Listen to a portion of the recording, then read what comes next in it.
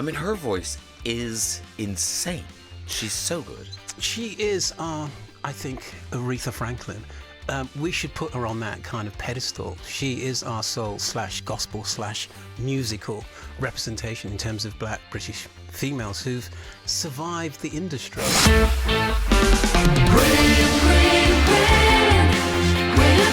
The Graham Norton Radio Show on Virgin Radio.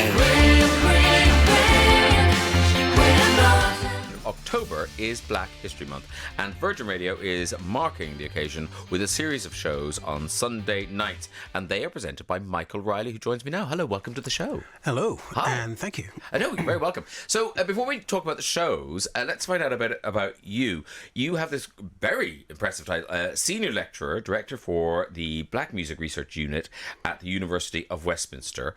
How do you get that job? What was your journey to that job? Ooh, I don't think we have long enough for that. But it started in a band called Steel Pulse, where I was a founder member and vocalist. And then through various iterations in terms of becoming various band members, forming other bands, writing for different groups, different labels.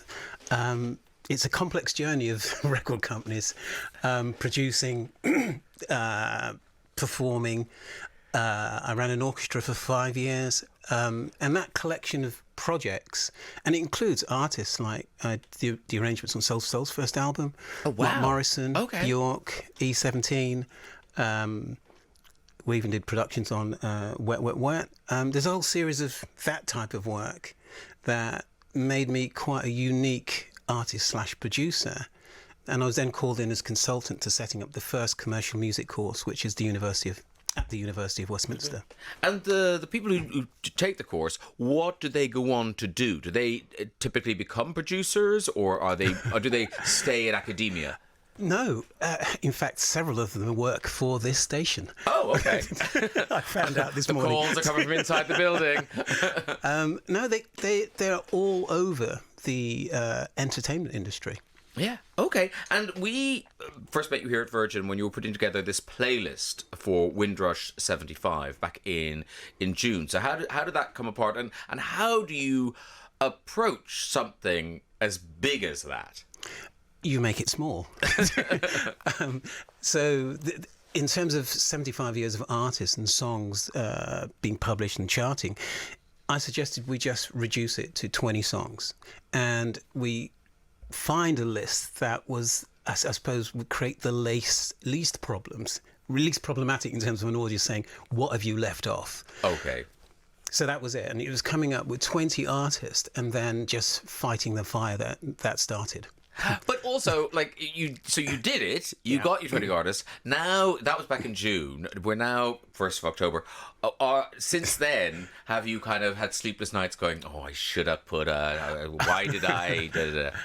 The whole time. Because, as I said, it's 75 years of artists and songs. And so, for example, we missed out individuals like, her name's gone straight out of my head, Blue Mink. Madeleine Bell. Oh, right, yeah. Fantastic artist. Tasmin Archer. Again, not for any other reason than at the time of putting the list together, just didn't think of them.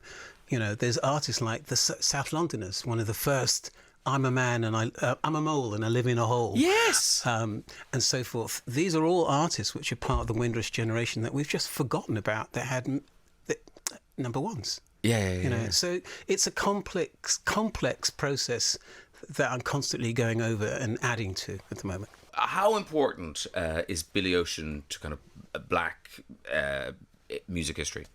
I think he's